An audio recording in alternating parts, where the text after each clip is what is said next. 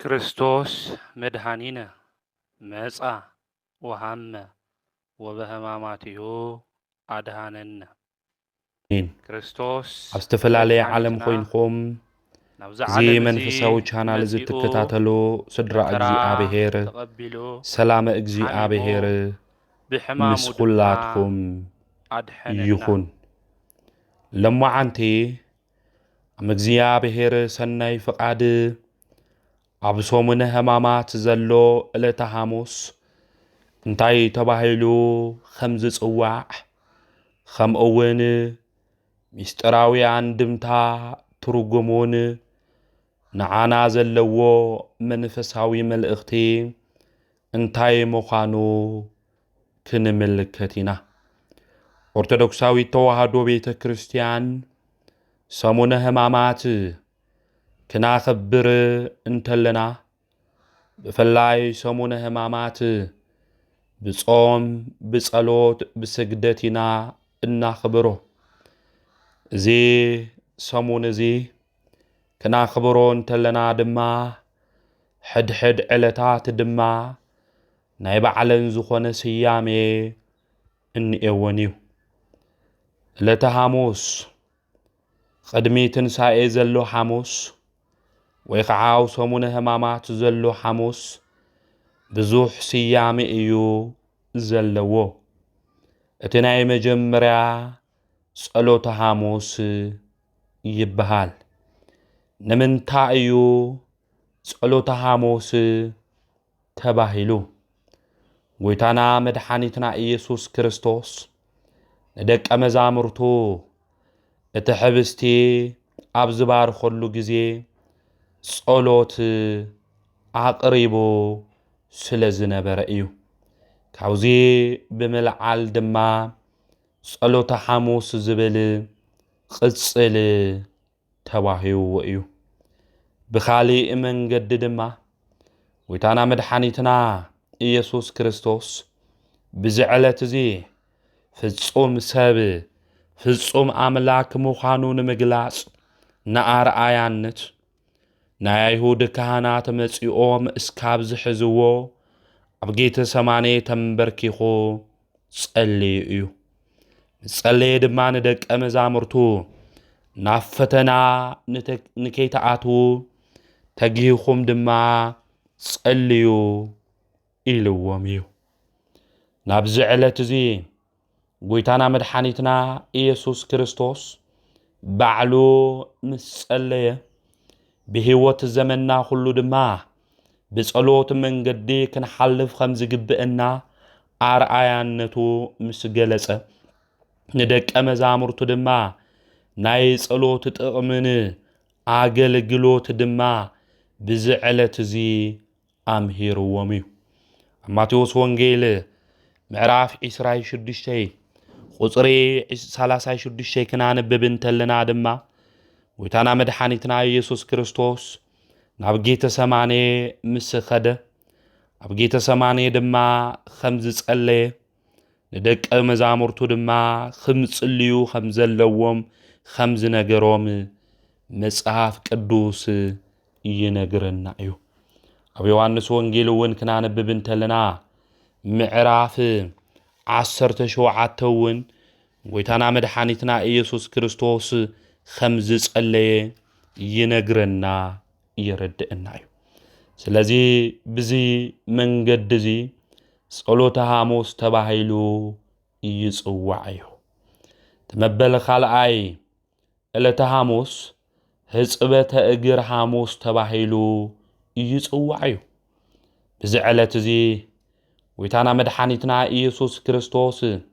ናይ ደቀ መዛሙርቱ እግሪ ዝሓጸበሉ ዕለት ብምዃኑ እዩ። ጎይታና ናይ ደቀ መዛሙርቱ እግሪ ብምሕጻቡ ትሕትንኡ ናይ ይሁዳ እግሪ ብምሕጻቡ ድማ ትዕግስቱ ገሊጹ እዩ። ይሁዳ ትማሊ ከም ዝተመልከትናዮ ምስ ኣይሁድ ስምምዕነት ገይሩ እዩ መምህሩ ጎይትኡ እሕሊፉ ንምሃብ። ብዚ ዕለት እዚ ግን ጎይታና መድኃኒትና ኢየሱስ ክርስቶስ اتخلو زفلت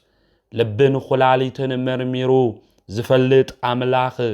مسعى يهود تسمع عميعو نزمس أن يهودا اقرو حاسبو إيو اقرو زحاسبو دما بإلة حاموسيو سلازي إذا حاموس زيئا هزقبت اقر حاموس تباهيلا اتتصوعلو بزمن قدي زيئو ناقويتانا مدحانيتنا إيسوس كريستوس اقري دك أمزامرتو بمحصابو أرآيانت زحازلة تحت النقو كام مقلاص بالعلي ناي عالم كله حاتيات نمحصاب ناوز عالم زي خمز مسأ نمردا ونيو نزئيو أرثوذكساوي توحدو بيت كريستيان بفلاي دمالك أنك باباسات ناي دبري حلقاتات او أملاخنا بمأخلنا ترخيبخا ناتنان ناي هزب حاتيات كله حساب النابلو كواقل قلت كهانات جميروم بببركو زلو عبيت كريستيان سترخبو مؤمنان اقري بويران بوين نقوصلن ان حاسبو زرفدو نابز علت زي ان ذكرو ويتانا مدحانيتنا إيسوس كريستوس تحت النقو فقرو زقلس قلو علتيو قوزي أبي يوحنس وانجيل معراف 13 كنا نببن تلنا 5 إزبل يوحنس وانجيل معراف 13 قصر حدا جميرنا كنا نبب انتلنا إيسوس قدم بعال فاسقا كاوز عالم زي نآب أبز خدلا ساعات 5 بصحت فليتو نتوم زفكروم أوز عالم زي زلو ناتو كسام مودعتا أفكروم نا تدررون تلو دما ديابلوس إيسوس كتحازر آب لبي يهودا ودسمعونا سكورتاوي حساب حديرو نبره إيسوس آب نخلو آب إيدو 5 هابو كاب እግዚአብሔር خمز مسأ ناب እግዚአብሔር ون 5 خيد فليتو كاب درار تسيو خداون توان بره عدقوال علوون تعاتقه شعو ماينا محصب غيرو أأجار دك أمزامرتو كحصبن بتيز تعاتقو عدقو غيرو كولولن جمره ناو سمعون بيتروس خعاب صحه نسو دما غويتا نسخادو اغاري كتحصبني إخابلو يسوس دما مليسو نزي أنا زقبرو زلخو نسخا حزي تفلطونيخا دحارقنا كتفلط إخابلو بيتروس خعا بفتصوم اغاري اي تحصبنني إخابلو يسوس دما أنا انت زي حصبكاس مساي خفلي بالخان إلو ملسلو سمؤمون بيتروس دما غويتايم بقار أغاري تراح يخونن أداوين رئسي أون بربلو يسوس خعا اتستحاصب خلن تنؤون صهيمو انترفي أغارو محصابا يادليون نسخاتكم خعا نصحاتكم جنا خلو خاتكم يخونكم بلو سلك قالو نعملاخنا እግዚአብሔር ስሙ استخبرن استمسجنن يخون غويتانا مدحانيتنا إيسوس كريستوس كم أد تلعيلو حقو دما تعاتقو ندك أمزامرتو دما اقروم حاسبو اقروم كحاسبوم انتلو دما يهودا أبو نيرويو احليفون كبوز تسمع معي يهودا نؤون كي قريئيو اقرو حاسبو نسألعتكم فتو زبلا زتناقر قويتا بتقبار نيهودا اقرو حاسبو يهودا نكموت كريستوس حليفو نكهب زتسمع مأيو نعون اقرو حاسبو سمعون بيتروس جن او غويتا ንስኻ ክትሓጽበኒ ኣይግብእካን ኢሉ ተኸራኸሮ። ጎይታ ግን ክሓጽበካ ይግባእ ብሎ። እቲ ኸዚ ዝገብሮ ዘለኹ ንስኻ ይትፈልጦን ድሓር ግን ክትፈልጦ ኢኻ ክተስተውዕሎ ኢኻ ኢሉ ጎይታ ነገሮ። ከምኡ እውን ኣነ ከምዚ ገበርኹ መምህር ጎይታ ኮይነ እዚ ዝገበርኹ ንስኻትኩም ድማ ንብጾትኩም ከምዚ ገበሩ ኣነ እግርኹም ከምዚ ሓጽብኹም ኩሉ ንስኻትኩም እውን ከምዚ ግበሩ በሎም። ነዚእያ ኦርቶዶክሳዊት ተዋህዶ ቤተ ክርስቲያን ከዛነፈት ከሸራረፈት እስካብ ኸዚ ኣብ ቤተ ክርስቲያን ብዕለተ ሐሙስ እጎይልና እንጽውዖ ናይ መዓልትታት ኩሉ ቅዱስ ኢልና እንጽውዖ ሐሙስ እግርና እተሓጽብና እዚ ስርዓት እዚ ካብ ጎይታና ካብ መድኃኒትና ካብ ኢየሱስ ክርስቶስ ዝተመሃርናዮ እዩ። ጎይታ ጎንበስ ኢሉ እግሩ ክሓጽቦ እንተሎ ናይ ይሁዳ ልቢ ትንእሽተይ ዘይምድንጋጹ ይገርም እዩ። መላእክቲ ዝሰግድሉ ዮሐንስ መጥምቅ ናይ ጫማ መእሰሪኡ ክፈትሕ ኣይግብአኒ ኢሉ ዝመስከረሉ ኣምላኽ ይሁዳ ናብ ኣይሁድ ሸንጎ ዝኸዱ እግሩ ጎንበስ ኢሉ ክሓጽቦ እንተሎ ንእሽተይ ርህራሄ ዘይምስምዑ ይገርም እዩ። ረቡዕ ሕሊፉ ንክሸጦ ምስ ኣይሁድ ተሰማዕሚዑ ዝመጸ ይሁዳ ሐሙስ ከም ሐዋርያት እግሩ ንክሕጸብ ምዝርጉሑ ይሕዝን እዩ። ቅዱስ ጴጥሮስ ብፍጹም ንስኻ እግረይ ክትሓጽበኒ ይግባእን ኢሉ ክከራኸር እንተሎ ለበደንዳና ይሁዳ ግን ከይሓፈረ ነተንኰል ዝጐያ እጋሩ ሃበ። ይሁዳ በክርስቶስ ፍቕሪ ውሽጢ ክፍኣቱ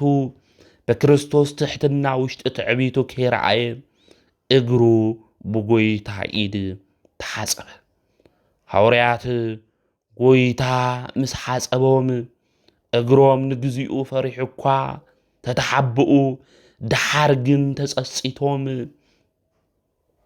ተመሊሶም ብስተሓጸቡ እግሮም ከይደኸሞም ከይሰልቸው ዓለም ሙሉእ ዜሮም ኣምሂሮም እዮም። ጽቡቕ ዜና ዝናገሩ ኣእጋር ፈጣናት እዮም ዝተባሃላ እእጋሮም ድማ ንተልእኮ ወንጌል ንሐዋርያ ኣገልግሎት ድማ ተፋጢነን እየን። ይሁዳ ግና ካብዚ ዝሐሽና ንስሓ ጊዜ ከም ዘይረክብ ተገንዚቡ ካብ ክፍኣቱ ክምለስ ኣይከኣለን። ብብልጠት ብኽፍኣት ንክኖር እዩ ንክነብር እዩ ይሁዳ መሪጹ። ክፍኣትና ብልጠት ድማ ብሓደ ክኸዱ እንተለዉ ጭካነ እዮም ዝወልዱ። ይሁዳ ድሕት ኢሉ እግሩ ዝሓጸቦ ኣምላኹ ዘብልዖ ዘስተዮ መምህሩ ንሞት ኣሕሊፉ ብምሃብ ጭካኒኡ ኣርእዩ። ስለዚ ጎይታ ብዕለተ ሐሙስ ናይ ደቀ መዛሙርቱ እግሪ ብትሕትና ሓጺቡ እዩ። ጎይታ ኣምላኽ እናሃለወ ንደቀ መዛሙርቱ ንፍጡራን ሰባት ብትሕትና መንፈስ እግሩ ዝሓጸበሉ ዕለት እዩ። ናወገናተይ ካብዚ እንመሃሮ ብህይወት ዘመንና ኩሉ ናይ ትሕትና መንፈስ ክህልወና እዩ። ናይ ትዕቢት ልቦና ክናዋርድ ይግብእና። ሃሚ ይሁዳ ልብና ዝደንደነ ሰባት ናይ ክርስቶስ ትሕትና ናይ ክርስቶስ ፍቕሪ ተመልኪትና ልብና ክትሕት ይግብኦ። ናይ ትሕትና መንፈስ ክህልዎ ይግባእ ወገናተይ። ስለዚ ብዕለተ ሐሙስ ጎይታ ብትሕትና ኾይዱ ናይ ደቀ መዛሙርቱ እግሪ ዝሓጸበሉ እዩ። ነዚእያ ኦርቶዶክሳዊት ተዋህዶ ቤተ ክርስቲያን ብዕለተ ሐሙስ ካህናት ኣቦታትና ሊቃነ ጳጳሳት እግሪ ዝሓጽቡ ስለዚ ዕለተ ሐሙስ ህጽበተ እግር ተባሂላ ትጽዋዕ ካሊእ ዕለተ ሐሙስ ናይ ሚስጥር መዓልቲ ተባሂላ ትጽዋዕ ጎይታና መድኃኒትና ኢየሱስ ክርስቶስ ሓድሽ ናይ ወንጌል ስርዓተ ቁርባን ዝመሰረተሉን ስርዓተ ቅዳሴ ዘምሃረሉን ዕለት እዩ ካብቶም 7 ሚስጥራት ሓደ ሚስጥረ ቁርባን እዩ እዚ ሚስጥረ ቁርባን እዚ ዝተዳለወሉ ድማ ኣብ ናይ ስምዖን ዘለምጽ ገዛ እዩ ደቀ መዛሙርቱ ጎይታ ልኢኽዎም ናይ ፋሲጋ በዓል ኣብ ምንታይ ኢና ክናዳሉ እትደሊሎሞ ነይሮም ኣቐዲሞም ንሱ ድማ ናብ ስምዖን ገዛ ኸይዶም ንክነግርዎ ንሱ ድማ ከዳሉ ከም ዝግብኦ ደቀ መዛሙርቱ እዞም ናይ ሚስጥር ሐዋርያት እንብሎም ቅዱስ ያዕቆብ ቅዱስ ጴጥሮስ ቅዱስ ዮሐንስ ለኣኾም ማለት እዩ ንሳቶም እውን ተላኢኾም ንስምዖን ነገርዎ ምስ ደቀ መዛሙርተይ ክመጽእ ይብለካሎ መምህር እንበልዐሉ አዳራሽ ድማ አዳሉ ይብለካሎ በልዎ ንሱ እውን ደስ ኢልዎ ንሰበይቱ ነገራ ብትሽዓንተ ሰዓት ድማ ጎይታ ምስ ደቀ መዛሙርቱ ኸደ ንሱ እውን ደስ እናበሎ ተቐበሎ ናውዚ ገዛዚ ኣትዩ ድማ ናይ ፋሲጋ ድራር ምስ በልዑ እቲ ሕብስቲ አልዒሉ አመስጊኑ እዚ ስለናትኩም ስለናኣኻትኩም ኣብ መስቀል ዝቁረስ ስጋ እዩ እንኩ ብልዒሉ ድማ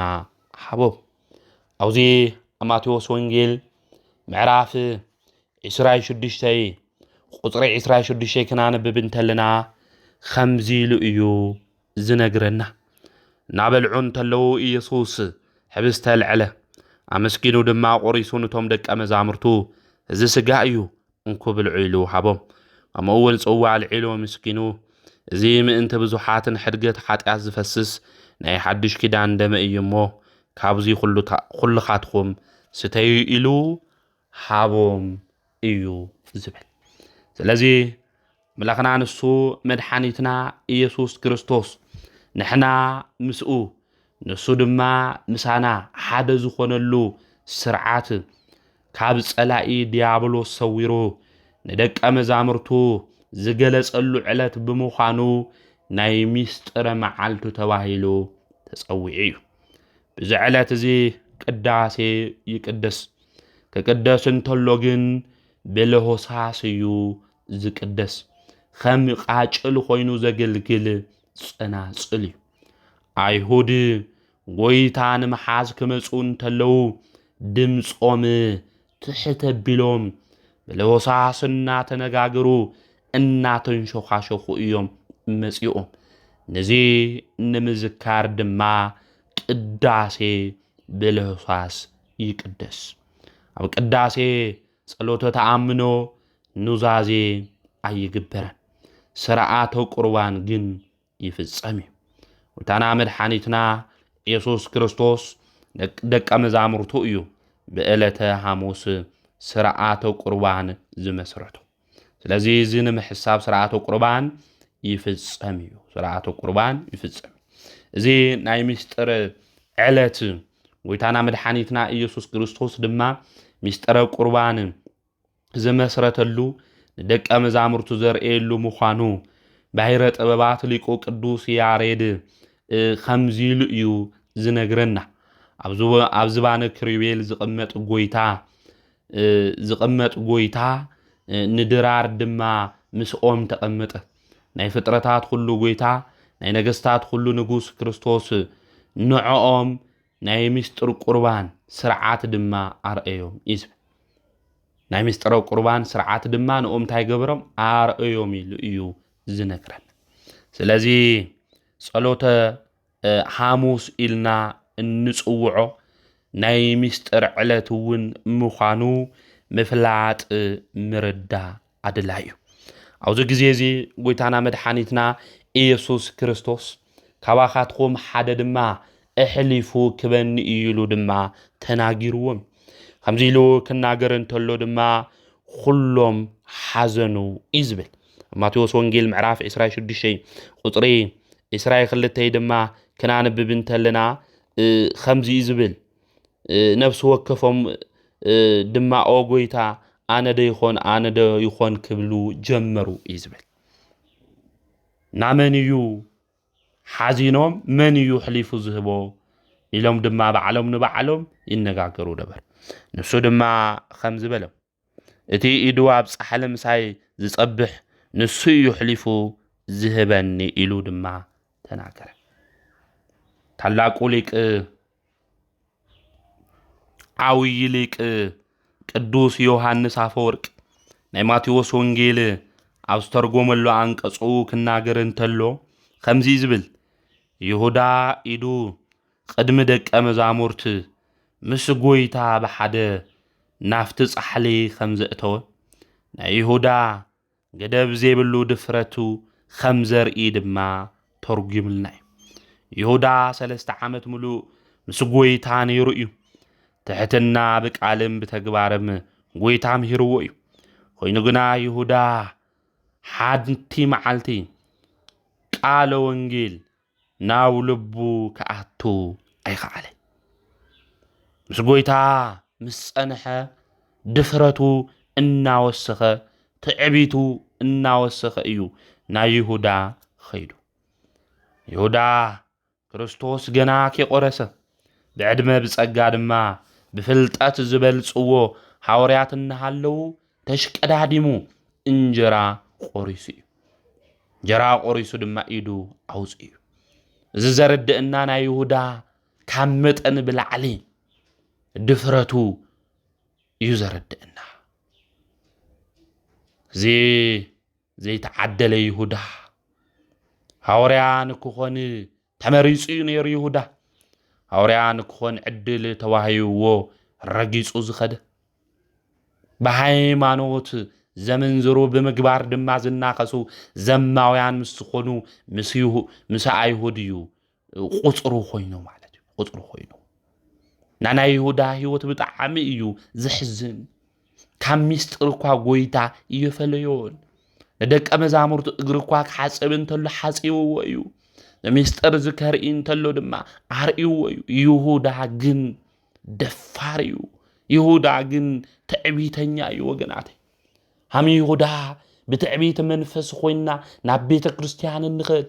ሃሚ ይሁዳ ብትዕቢት መንፈስ ብድፍረት ድማ ናብ ቅዱስ ቁርባኑ እንቐርብ እንድሕር ሃሊና ምስተውዓል የድሊ እዩ ቅድሚ ቅዱስ ቁርባን ምቕባልና ክንገብሮም ዝግብኡና እንታይ ምዃኖም ምፍላጥ ምምሃር ኣድላይ እዩ ብድፍረት ናብ ቅዱስ ቁርባኑ ክንቐርበ ይግብእና ናብ ቅዱስ ቁርባኑ ክንኣትዎ ይግብእና ሓደ ሰባት ንስሓ ከኣተውና ናብ ቅዱስ ቁርባኑ ንቐርብ ኢና ወገናተይ ስለዚ ምስተውዓል የድሊ እዩ ኣብ ማንም ህይወትና ሁሉ ናይ ድፍረት ህይወት ክህልወና የብሉን ምስ እግዚኣብሔር ክንደፋፈር ይግባእን ሕማቕ ተግባር እናፈጸሙ ናብ እግዚኣብሔር ገዛ ዝኣቱ ደፋራት ሰባት ኣብዚ ግዜ ዝንኤው እዮም ስለዚ ምስተውዓል ልቢ ምባል ድማ የድሊ እዩ ማለት እዩ ናይ ይሁዳ ተደፋፊሩ ናይ ትዕቢት ልቦና ድማ ሒዙ እዩ ማለት ሒዙ እዩ ወይታና መድኃኒትና ኢየሱስ ክርስቶስ ግን ኣብዚ ዕለት እዚ ሚስጥር ዝኾነ ሚስጥሮ ቁርባን ድማ ስርዓቱ ንደቀ መዛሙርቱ ኣምሂርዎም ኣርእይዎም ብዚ ምኽንያት እዚ እዩ ናይ ሚስጥር መዓልቲ ተባሂሉ ዕለተ ሐሙስ ዝጽዋዕ ملاخنا قدوس እግዚአብሔር حجزنا ردينا لاوز عوي ميستر ዝኾነ ቅዱስ ቁርባኑ ክንበጽሕ አምላኽና ቅዱስ እግዚአብሔር ንኹልና ይحجزنا እዛ ዕለት እዚኣ ናይ ትእዛዝ ሐሙስ ተባሂላውን ትጽዋዕያ ወይታና ኢየሱስ ክርስቶስ ናይ ሐዋርያት እግሪ ምስ ሓጸበ ንስኻትኩም ከም ዝግበሩ እና በለ በተደጋጋሚ ስለ ዝኣዘዘ እዚ ንምዝካር ናይ ትእዛዝ ሐሙስ ዝብል ስያሜ ረኺቡ እዩ ወይታና መድኃኒትና ኢየሱስ ክርስቶስ በተግባር አርአያነቱ ዘርኤሉን አምላካዊ ትእዛዙ ዘመሐላለፈሉ ዕለት በመሆኑ እዩ ቅድስት ቤተ ክርስቲያን ጎይታና መድኃኒትና ኢየሱስ ክርስቶስ ዝገበሮ ስርዓት ከሸራረፈት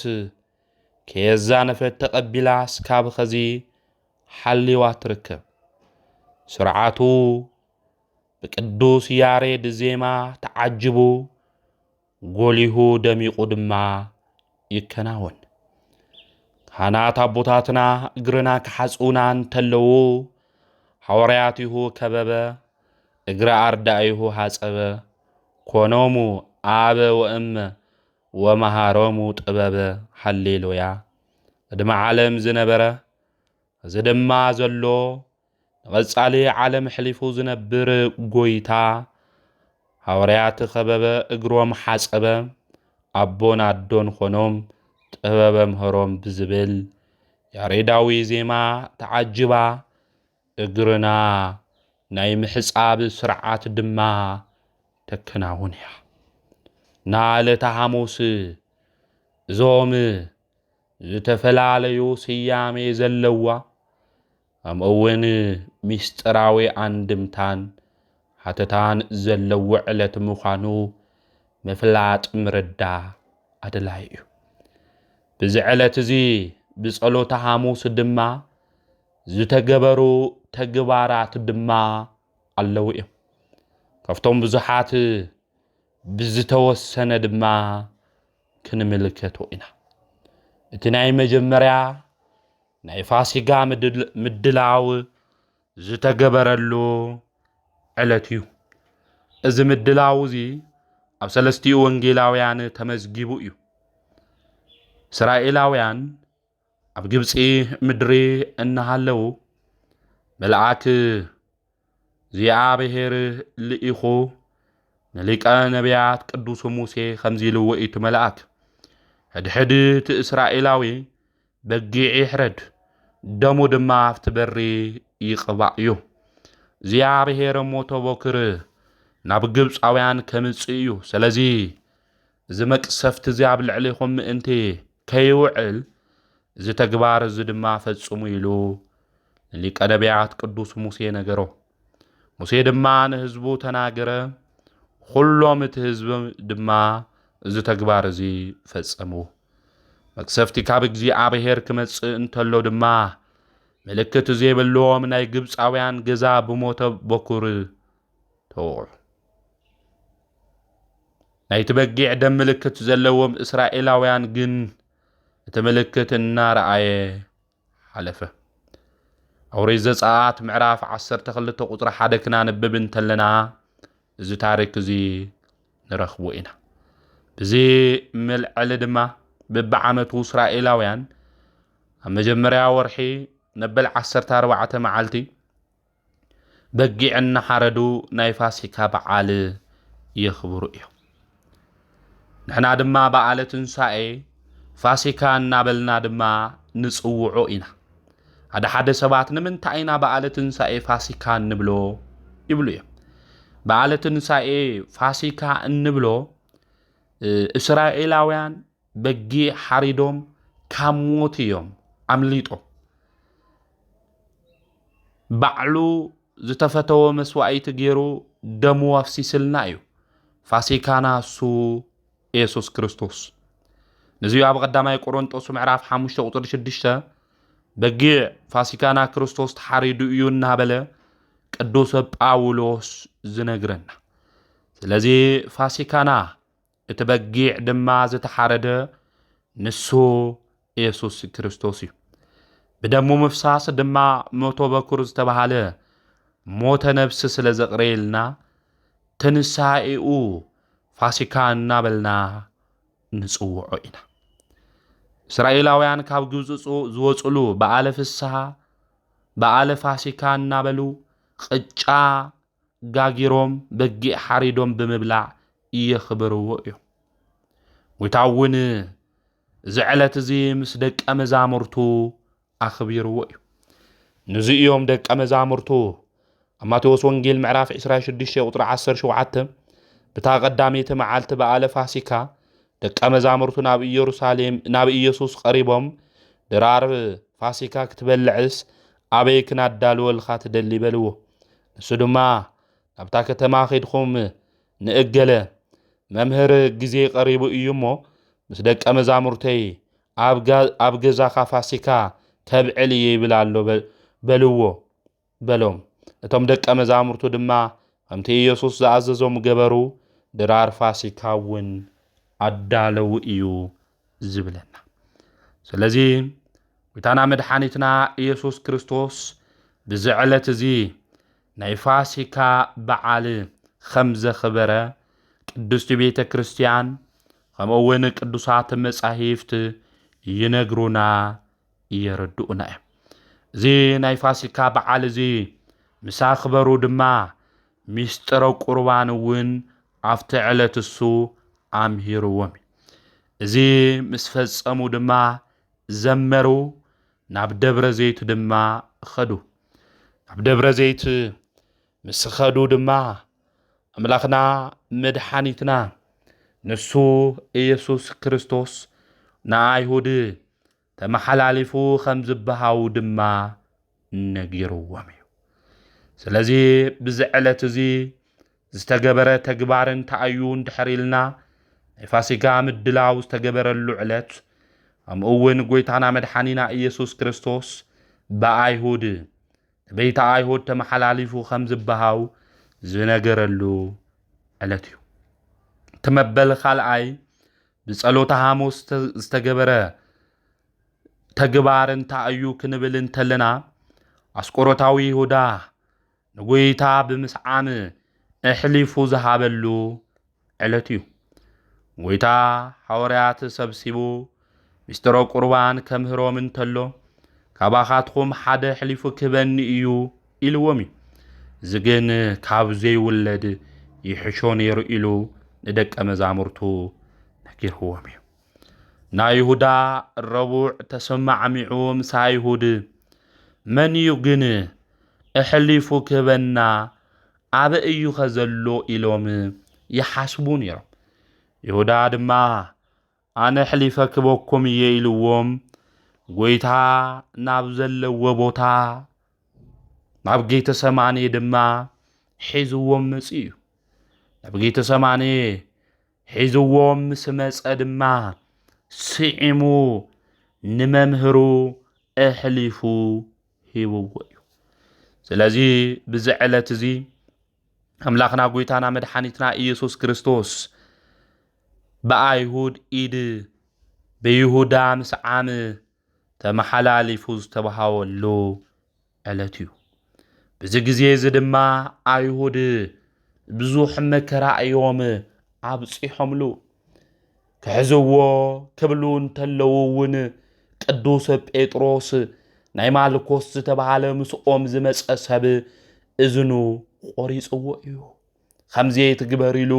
ጎይታ እውን ተናጊርዎ እዩ። ሰይፊ ዘልዕለ ኩሉ ብሰይፊ ከም ዝሓልፍ እውን ነጊርዎ እዩ። ኣብቲ ግዜ እሱ ኣይሁድ ክናደዱ እንተለዉ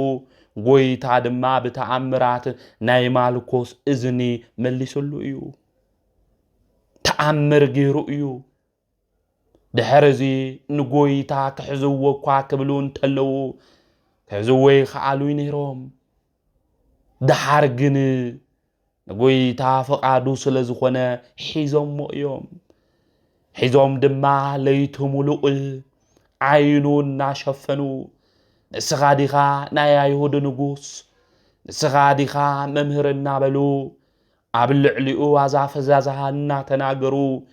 ንጎይታ ብዝፈጠርዎ ኣእዳው ይጸፍዕዎ ነበሩ። መከራ የብጽሕሉ ነበሩ።